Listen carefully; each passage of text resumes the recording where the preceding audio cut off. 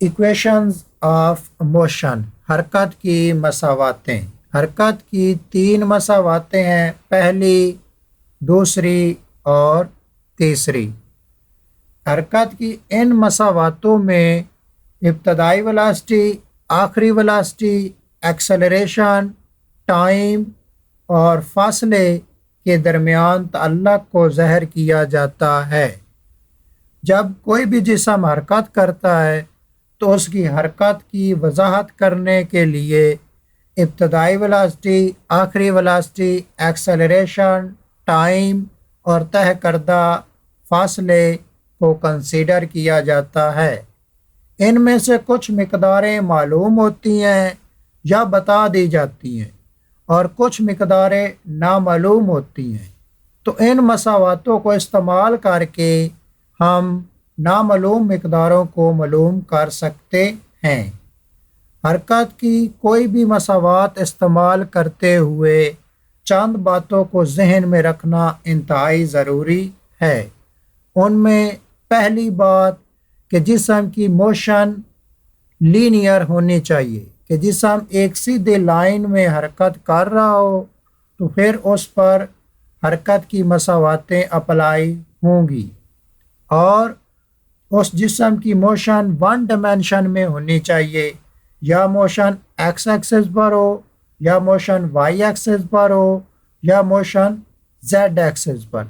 सिर्फ एक ही डायमेंशन में मोशन होनी चाहिए। दूसरी अहम बात, फ्रेम ऑफ रेफरेंस इनर्शियल होना चाहिए। मतलब जिस्म जिस सिस्टम में जिस जगह पर हरकत कर रहा है वो चीज़, वो सिस्टम, वो जगह या तो मुकम्मल तौर पर रेस्ट में हो या यूनिफॉर्म वेलोसिटी से हरकत कर रहा हो। तीसरी अहम बात कि इन मसावात में जो एक्सेलरेशन कंसीडर किया जाएगा वो यूनिफॉर्म होना चाहिए।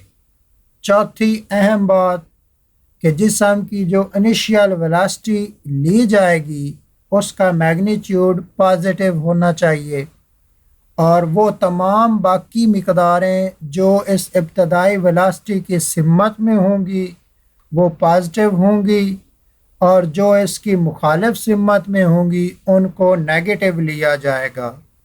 आखिरी अहम बात कि इन मसावातों में वेक्टर मिकदारें जो इस्तेमाल होंगी, मिसाल के तौर पर जैसे वेलोसिटी है या एक्सेलरेशन है, उनका सिर्फ मैग्नीट्यूड यहाँ कंसीडर किया जाएगा, उनकी डायरेक्शन की बात यहाँ नहीं की जाएगी। जैसा कि ये एक जिस्म है, इसकी इनिशियल वेलोसिटी वी आई है, ये टाइम टी तक एक्सेलरेशन ए के साथ हरकत करता है, और इसकी velocity final velocity V F हो जाती है, और इस दौरान ये फासला एस तय करता है। जैसा कि इस जिस्म ने डिस्टेंस एस तय किया है, उसके लिए formula S is equal to V average into T है। ये फार्मूला स्पीड के फार्मूले से लिया गया है। स्पीड का formula V is equal to S बटा टी है। वी एवरेज यहाँ औसत वेलोसिटी है। हमारे डेटे में दो वेलोसिटीज़ हैं, एक पहली वेलोसिटी वी आई और दूसरी आखिरी वेलोसिटी वी एफ। इन दोनों वेलोसिटीज़ को ऐड किया जाएगा, दो बार हैं तो दो पर तकसीम किया जाएगा, तो इस तरह औसत वेलोसिटी हासिल होगी। औसत वेलोसिटी फार्मूले में पुट करें तो फार्मूला कुछ इस तरह से हो जाएगा, S is equal to bracket के अंदर वी आई जमा वी एफ बटा 2 इंटू टी। ये ब्रैकेट के अंदर वी एवरेज की कीमत लिखी गई है। अब जो बटे के नीचे 2 है, अगर इसे मसावात की दूसरी तरफ ले जाएं तो ये एस के साथ ज़रब होगा, तो मसावात कुछ इस तरह बन जाएगी, 2s is equal to V I plus V F into T. Bracket के बाहर मौजूद टी को ब्रैकेट के अंदर ज़रब देते हैं। ये वी आई के साथ भी ज़रब होगी और वी एफ के साथ भी ज़रब होगी। तो मसावात कुछ इस तरह से बन जाएगी।